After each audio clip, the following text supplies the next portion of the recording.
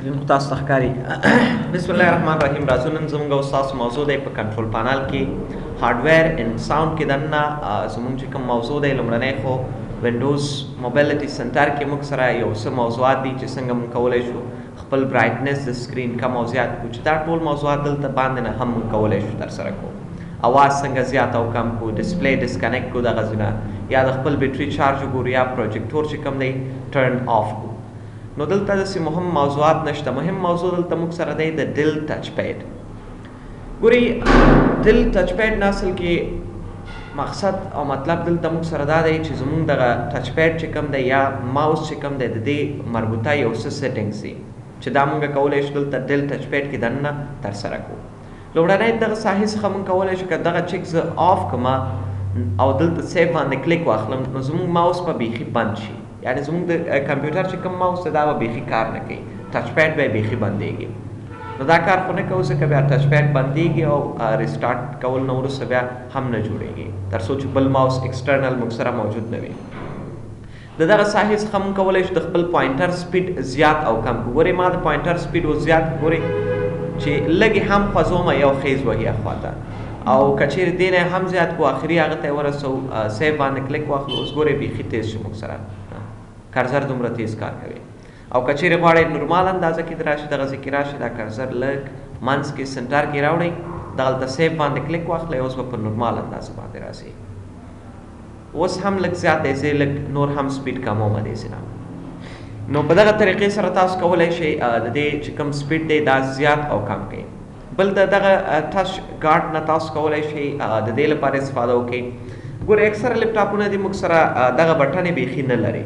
خپله بټنې چې کوم دي لیفټ کلیک او رایټ کلیک دا هم په ټچ سیستم باندې وي چې لږ یې دغسې کې کلیک واخلئ نو هغه چې کوم دی خپله رایټ کلیک او لیفټ کلیک کوي، یعنې بټنې بیخي نه لري، خپله ټچ دی هغه. نو که چیرې دې ځینه تاسو دغه د دې چې کوم هغه دی دا لږ زیات کوي نو دې نه مطلب دا د سنسټیټي بس ډېر زیات وي چې کله هم لږ هم کلیک واخلئ رایټ کلیک به در سره کېږي، او کله چې هم لږ هغه اخلئ تاسو سره به لیفټ کلیک کېږي. بل دغلته موږ سره موضوع دی د بټنز. بټنز کې موږ سره د دغه بټن په واسطه تاسو کولی شئ دا ټچ پیډ بټن چې کوم دی بند کړئ او یا یې بیرته چالان کړئ چې دا کار وکړي یا دې ونه کړي. بل د دغه ساحې څخه تاسو کولی شئ چې کله زه لیفټ بټن باندې کلیک کوم نو څه شی دې وشي. دلته ما ورته انتخاب کړی چې کلیک، که چیرې زه په دې بټن باندې کلیک اخلم نو دې نه به څه شی کېږي کلیک کېږي، یا هم که چیرې زه ورته یم چې دې په ځای د ما سره څه شي شارټکټ مینیو دې خلاص شي، دا کلیک دې ترسره نه شي. نو دا کار هم تاسو کولی شئ چې کله زه په دې بټن باندې کلیک کوم رایټ کلیک کار دې وشي، شارټکټ مینیو دې خلاص شي، یا میډل بټن دې ووهل شي، یا ډبل کلیک دې وشي که چیرې زه په دغه کلیک باندې کلیک اخلم، یا دې رن کمانډ خلاص شي، یا ډو نتھنګ هیڅ هم ترسره نه شي. نو دغه ساحې څخه تاسو کولی شئ دا چې کوم دی انتخاب کړئ. بل دغلته کله چې زه رایټ کلیک کوم نو دې باندې باید څه ترسره شي دا هم تاسو دې ځای کې ورته انتخابولی شئ چې کله زه رایټ کلیک کوم نو شارټکټ مینیو دې خلاص شي، یا دې کلیک وشي، یا دې میډل بټن ولګېږي، یا دې ډبل کلیک ترسره شي، یا دې رن خلاص شي. نو دا کار دې ځای نه کولی شئ. او کله چې زه بوت بټنز کله چې زه دواړه بټنې په یو ځای وهم نو باید د څه وشي دغه څخه کولی شئ ورته انتخاب کړئ چې شارټکټ مینیو دې خلاص شي، یا میډل بټن دې ووهل شي، یا ډبل کلیک دې وشي. نو دغه کارونه تاسو کولی شئ دې ځینه ترسره کړئ. په دې کې دومره مهم موضوعات شته هم نه دی، اکثره لیپټاپونو کې دا بیخي موجود هم نه اوسي دا ډل ټچ پیډ.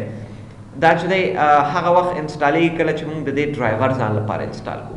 دلته چې کوم مهم هغه دی موږ سره د دې مربوطه یو بل آپشن دی د ماوس په نوم، چې ماوس کې یو سیټینګز دي موږ سره چې هغه بیا هر کمپیوټر کې موجود وي. لومړنی خو دی موږ سره سویچ پرایمري اینډ سیکنډري بټنز. دې نه مطلب دا دی یعنی چې کله زه لیفټ کلیک کوم د رایټ کلیک کار دی وکړي، او کله چې زه رایټ کلیک کوم د لیفټ کار دی وکړي. ګورئ کله چې هم ته اوس لیفټ په دې بټن باندې کلیک اخلئ نو څه شی کېږي کلیک کېږي، او په دې بټن باندې که چیرې کلیک اخلئ رایټ کلیک تا ته کېږي، پاکستان سیستم ته وړئ. دا کار هم تاسو کولی شئ دغه ځینه ترسره کړئ، یا دغه څخه کولی شئ د خپل ماوس چې کوم سپیډ دی دا زیات او کم کړئ. اپلای باندې کلیک واخلئ، اوس به د هغه چې کوم ډبل کلیک سپیډ چې کوم دی چې کله ته ډبل کلیک کوې د دې سپیډ د څومره اوسي د دې تاسو زیاتولی او کمولی شئ دې ځینه. بل دغلته موږ سره آپشن دی ټرن آن کلیک لاک. دې نه مطلب دا دی چې enables you to highlight or drag without holding the mouse. اکثره وخت کچیر تاسو یو فایل داسې ډریګ کوئ کش کوئ نو چې کله تاسو پرې هم دی کچیر دا چیک تاسو سره آن وي بیا به هغه تاسو سره سلیکټ وي او کچیر دا چیک آف کړئ دې ځای نه بیا به هغه کار نه ترسره کیږي. بل دغه ځای نه کولی شئ مختلفه پوینټر د خپل هغه لپاره سلیکټ کړئ. مختلفه سټایلونو کې دغلته موږ سره پوینټر دي چې هر یو ستاسو خوښه وي دې ځای کې راشئ انتخاب کړئ. فرض مثال زه وایم دغه یو کرسر دی اپلای شي اپلای اوکې. اوس ګورئ زموږ د ماوس کرسر چې کوم دی دغه شکل ته واوړېدلو. یا هم تاسو دلته نور پوینټر ستاسو په کار وي دې ځای کې کولی شئ انتخاب کړئ. که چیرې زه ورته نن انتخاب کړم یعنې د سیسټم چې خپل کوم هغه دی هماغه به ورته اپلای شي. بل دغلته موږ سره پرنټر آپشنز دي چې دغه یو دی موږ سره سلیکټ پرنټرز پوینټر سپیډ. د دې څخه تاسو کولی شئ د خپل پوینټر سپیډ زیات او کم کړئ. که چیرې ستا زیاتومه نو ګورئ زموږ د کرسر سپیډ چې کوم دی ډېر تیزیږي او که چیرې کموئ یې نو دغه ساحې څخه کولی شئ کم کړئ. اپلای باندې کلیک واخله سپیډ به څه شي اوس به ډېر کم شي ګورئ ډېر سلو شو. یا هم که چیرې میډل ته یې راوړئ دغه ځای کې دا به صحیح وي. اپلای باندې کلیک واخلئ اوس به سپیډ بیرته تیز شي. بل automatically move pointer to the default button in a dialog box. دنه مطلب دا دی کله چې زه هم څه شی کوم خپل کرسر دی خوا وړم او ما یو څیز سلیکټ کړی وي نو دا به څه کوي په اتوماتیک ډول کرسر بیرته هماغه ساحې ته وړي که چیرې دا چیک موږ دې ځای نه آن وساتو. بل دغه ځای کې موږ سره د ډسپلی پوینټر ټریلز دی چې دې که چیرې دی چیک تاسو آن کړئ نو ګورئ ستاسو د هغه شاته ډېر داسې یو شیډو غوندې راځي. ګورئ زه به یې سپیډ کم کړم دې ځای نه او سیوري غوندې داسې چې هغه کوي ستاسو هغه شاته چې دی د سیوری هم راځي. نو که چیرې دغه زیاتولی غواړئ نو دغه ځای کې زیاتېږي موږ سره او دغه ساحې کې موږ سره کمیږي. ګورئ که چیرې زه دا لږ شارټ کړم دغه ځای نه کولی شئ هغه چې کوم دی کم او زیات کړئ. بل دلته یو موږ سره آپشن دی هایډ پوینټر وایل ټایپینګ. که چیرې موږ سره دا چیک آن وي او موږ څه شی کوو لیکنه ترسره کوو نو دا به څه شی کېږي دا چیک به موږ سره آن کېږي. ګورئ که چیرې زه راځم مایکروسافټ ورډ خلاصوم او دلته څه شی کوم یو څه لیکنه ترسره کوم نو ګورئ پوینټر خپله څه شی کېږي پټ کېږي هایډ کېږي. ګورئ چې کله هم زه لیکنه کوم پوینټر ته ګورئ ښه کله چې زه لیکنه شروع کوم پوینټر هایډ کېږي. که چیرې موږ دې ځای نه دا چیک آف کړو اپلای باندې کلیک واخلو اوس که چیرې موږ لیکنه هم کوو پوینټر به بیرته موږ سره پیدا کېږي. بل دلته آپشن دی شو لوکیشن اف پوینټر وین آی پریس د کنټرول کی. دې نه مطلب دا دی کله چې زه کنټرول بټن وهم باید ماته د ماوس چې کوم لوکیشن دی وښودل شي. ګورئ کله چې زه اوس کنټرول بټن کلیک اخلم فرض مثال دې ځای نه وځم دغه یو هغه چې کوم دی کرسر چې کله موږ سره ورک شي او هغې وخت کې بیا موږ کنټرول بټن وهو نو کرسر نه به داسې یو هغه چې کوم دی حلقه یا دایره به ترېنه تو کېږي. موږ ته به ښایي چې ستاسو د هغه چې کوم دی کرسر دغلته موجود دی. بل دلته تاسو کولی شئ د ویل سپیډ انتخاب کړئ چې د ویل هغه د څو نمبره دی کله چې زه ویل ته اوم څو لاینونه د مخکې لاړ شي. اوس خو موږ سره بل ماوس هم نشته نو دغلته تاسو کولی شئ چې انتخاب یې کړئ چې کله زه یو دفعه ویل پریس کوم نو څو لاینه دی باید دا ښکته شي. دغلته کولی شئ هاریزنټل سکرولینګ او ورټیکل سکرولینګ ورته انتخاب کړئ. نو دغه یو څه موضوعاتو د ډل ټچ پیډ او د ماوس مربوطه. بل دلته یو مهم آپشن دی موږ سره د نیټورک اینډ انټرنیټ شیرینګ. دلته ګورئ لومړنی موضوع خو موږ سره د دې مربوطه دی چې فرض مثال زه یو انټرنیټ کنیکشن سره کنیکټ یم د ځوان په نوم چې کوم انټرنیټ هغه دی زه دې سره کنیکټډ یم. زه غواړم چې زه خو اوس دې سره کنیکټډ یم د دې چې کوم پاسورډ ما انټر کړی هغه دې ما ته وښودل شي. نو دې کار ترسره کولو لپاره به تاسو راځئ دغلته نیټورک ان شیرینګ کې کنټرول پانل ته سوري نیټورک ان شیرینګ کې بدن نه دلته راځئ چینج اډاپټر سیټینګز ته او اوس دغه انټرنیټ زه غواړم دې پاسورډ زه وګورم نو راځئ سټیټس ته راځئ دغلته وایرلیس پراپرټیز ته سیکیورټي ته به راځئ راتلو نه وروسته شو کریکټرز نو ګورئ دلته چې کوم پاسورډ موږ د دې انټرنیټ اډ کړی هغه به موږ ته ښایي. یا هم اکثره وخت دلته یو بل استعمال د دې دی اکثره وخت موږ سره څه کېږي چې موږ غواړو خپل کمپیوټر د لاین له لارې انټرنیټ سره کنیکټ کړو نو اکثره کمپیوټر یې نشي کولی چې د دې لاین چې کوم سیټینګز دي مربوطه دا راواخلي. نو د دې کار ترسره کولو لپاره به تاسو راځئ دغلته انټرنیټ ته ایترنیټ ته او دغلته به راځئ پراپرټیز ته د دې راتلو نه وروسته دغلته یو څه هغه دي QoS pack دغه باندې به کلیک دغه انټرنیټ پروتوکول ورژن باندې به کلیک اخلئ. پراپرټیز ته ودې راځئ. دغلته به آی پی انې چې کوم دي دا به ورته انټر کوئ. دا آی پی انې تاسو کولی شئ د خپل راوټر نه ترلاسه کړئ. کله چې هم تاسو راوټر اخلئ یا انټرنیټ تاسو کنیکټ کوئ دغه آی پی انې تاسو سره راځي. دغه ډي ان ایس سرور راځي، یو الټرنیټیو ډي ان ایس تاسو راځي، یو پریفرډ ډي ان ایس. د دې نمونه یا هغه چې دی باید تاسو زده کړئ. نو دا کار هم تاسو کولی شئ د ایزي په واسطه ترسره کړئ. بل که چیرې کوم بلوتوث سره کنیکټ یې غواړئ چې ډسیبل یې کړئ نو دغه ساحې څخه کولی شئ دا هم ډسیبل کړئ. نو دا موږ سره یو څه موضوعات د نیټورک اینډ شیرینګ مربوطه چې موږ کولی شو دې څخه په دې حالاتو کې استفاده وکړو چې کله موږ غواړو چې زموږ د کمپیوټر د وای فای چې کوم پاسورډ دی موږ انټر کړی ورته کنیکټډ یو ورسره، خو اوس موږ نه پاسورډ چې کوم دی هیر شوی. نو کولی شو دغلته چینج اډاپټر سیټینګز کې رائټ کلیک وکړو، سټیټس کې د دې چې کوم پاسورډ دی دا بیرته پیدا کړو. وایرلیس پراپرټیز کې سکیورټي کې دغلته کولی شئ هغه وګورئ بیرته. نو دغه یو څه طریقې دي موږ سره چې دې په واسطه موږ کولی شو خپل انټرنیټ کنیکشن وګورو یا خپل ماوس چې کوم دی له یو بل هغه سره څه کړو کنیکټ کړو. بل دلته یو موضوع دی موږ سره په کنټرول پانل کې د سیسټم ان سکیورټي کې دننه سکیورټي ان مینټیننس او ونډوز ډیفینډر ان فایروال. دینا اصل کې مطلب او مقصد موږ سره دا دی، اکثره وخت موږ سره داسې یو سافټویرونه راځي یا اپلیکیشن راځي چې زموږ کمپیوټر ته هغوی څه کوي وایرس انټر کوي. نو که چیرې موږ غواړو دغه وایرسونو نه مخه ونیسو چې زموږ کمپیوټر ته د انټر نشي نو دې کار کول لپاره به تاسو دغه ونډوز ډیفینډر نه چې کوم دی استفاده کوئ. خو د دې ښه لاره دا دی چې تاسو راشئ دغلته په سرچ کې ورته سرچ کوئ ونډوز ډیفینډر یا فایروال. نو تاسو به دغه ونډوز سکیورټي هغه چې کوم دی د سیټینګز مربوطه دلته دا کار ډیر په اسانه کېږي. دغلته به راځئ سکیورټي ته او دغلته به منیج سیټینګز ته راځئ چې څومره هم سکیورټي هغه دی ریل ټایم پروټیکشن به هم دلته آن کوئ، د کلاود ډیلیوري پروټیکشن چې کوم دی دا به هم دې ځای نه آن کوئ، یا بل څومره چې دی ټیمپر پروټیکشن ټول به دې ځای نه آن کوئ. نو دې نه وروسته به ستاسو کمپیوټر د وایرسونو نه پوره سکیور شي. کله چې هم یو وایرس یا تھریټ تاسو ته راځي دا به تاسو ته یو میسج هم درکوي چې تاسو دغلته شاید یو وایرس واوسي.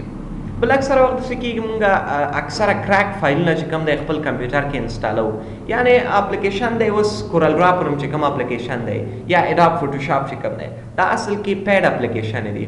مونږ غواړو دا خپل کمپیوټر کې انسټال خو دې کریک فایل مونږ سره موجود دی، یعنی کاپی فایل وایو خرازي ورته یا هک شوی فایل ورته وایو چې د ایرانیانو یا پاکستانیانو لخوا جوړ شوی اوسي.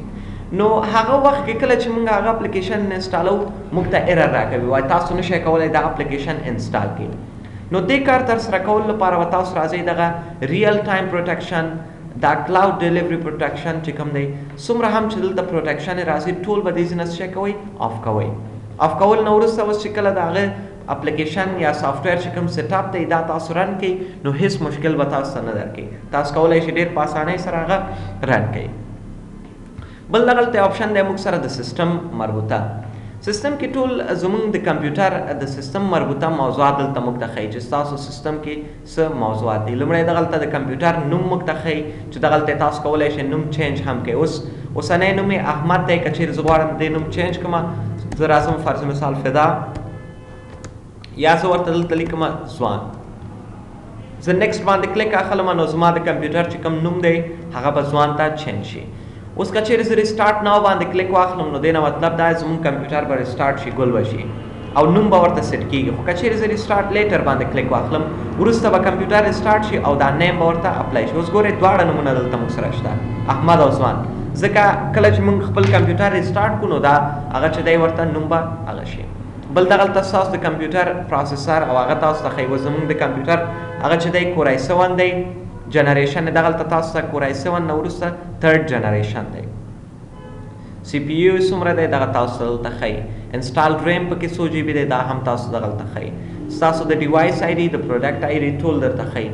ستاسو د سیسټم ټایپ اوله کې ما تاسو ته یو موضوع ویلی و چې سیسټم ټایپ ته به تاسو ډېر پام ساتئ. که چیرې ستاسو د کمپیوټر پروسیسر ایکس 4 شپېته بیسډ پروسیسر وي نو تاسو به ورته اپریټنګ سیسټم هم 4 شپېته بیت انسټالوئ او که چیرې پروسیسر هم 32 بیت وي بیسډ وي نو بیا به ورته اپریټنګ سیسټم هم 32 بیت انسټالوئ.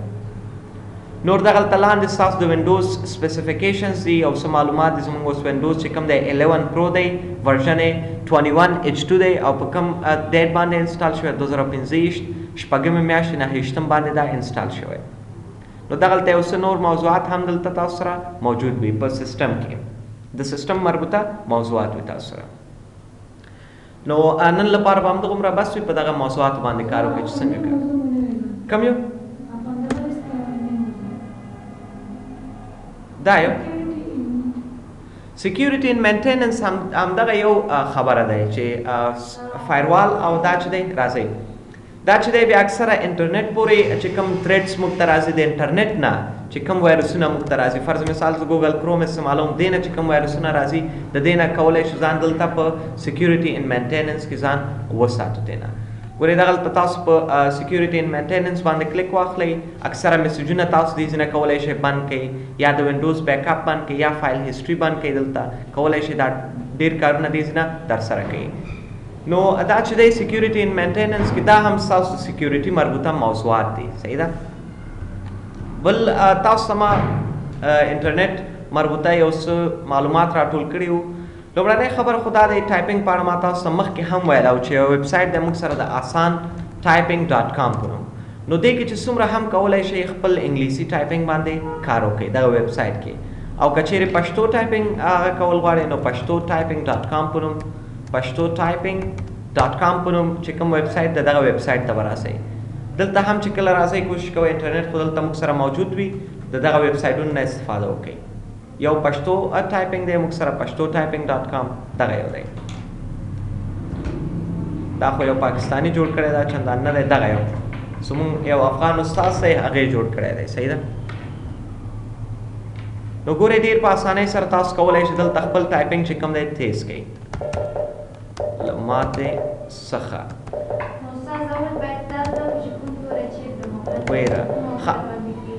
بله خبره دا دی هغه اوس تاسو ته کومه بله خبره دا دی اکثره خلک په دې کې کنفیوز دي. فرض مثال دوی وایي چې زه باید خپلې ګوتې چې کوم دی کوم ځای کې کېږدم په کیبورډ باندې، نو دې لپاره موږ سره یو سپیسیفیک هغه جوړ شوی دی چې دغه ځای کې کله چې هم تاسو خپل د کمپیوټر کیبورډ وګورئ اف او جې کې داسې دوه نښې دي. اوس باید زه تاسو ته دلته وښیم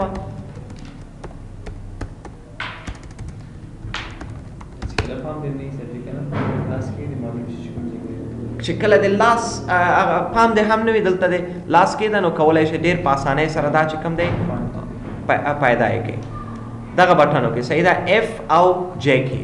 نو خپل دغه منځنۍ ګوتې چې کوم دی دا به په دغه اف او جې باندې ږدئ، نورې ګوتې به همدغسې په ارامه سره هر یو سره برابروئ. برابرولو نه وروسته اوس به دا ګوتې اکثره خلک داسې کوي، ګوتې همداسې ایښې وي خو خبره کار داسې کوي چې یو ځل بیرته لاس دی نه جګ کړي بیرته داسې لاس کوي. نو کوشش به داسې کوئ چې یو ځل لاس ونیولو لاس به همدغه بټنو سره کلک نیسئ. اوس که چیرې کیو بټنه پریس کول غواړئ نو دغه وړې بټنې سره بیا پریس کوئ، که چیرې ډبلیو پریس کول غواړئ دغه بټنې سره ای آر دغسې شکل کې. کیبورډ هغه چې دی موږ سره داسې لږ کوږ شکل کې که چیرې ونیسئ نو ستاسو د ټایپنګ سپیډ به ډېر تیز وشي، او که چیرې داسې سیده نیسئ نو اکثره وخت تاسو ته مشکلات پیدا کوي، ځکه په هر یو بټن په هر یو ګوتې باندې باید تاسو دغه 3 بټنه پریس کړئ. اوس په دغه بټنې باندې به آر اف او وی آر بټنه اف او وی دغسې به په دې بټنې باندې پریس کوئ. ای ډي سی به په دغه ګوتې باندې پریس کوئ. ډبلیو ایس ایکس به په دغه ګوتې باندې، کیو ای زیډ به په دغه بټنې باندې.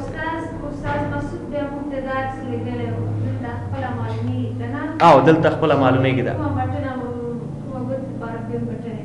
او دا هم ښه هغه دی مس ته یې ورکړئ چې هغه یې هم وګوري.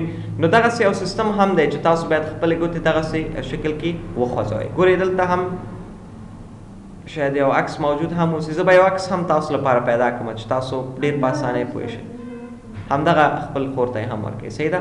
نو دغه طریقې سره تاسو کولی شئ چې خپل د ټایپنګ سپیډ چې کوم دی تیز کړئ. په دغه بټنو باندې به خپلې ګوتې ږدئ او سپیس بټنې باندې به دغه غټې ګوتې چې ستاسو کوم دي نو په دې کې به د سپیس بټن په دغه هغه باندې وهئ. ګورئ کله چې هم سپیس بټن وهل غواړئ نو دغه هغه نه به استفاده کوئ. ښه نن لپاره به همدغومره بس وي. خپل خپل پریکټیس وکړئ. صحیح ده.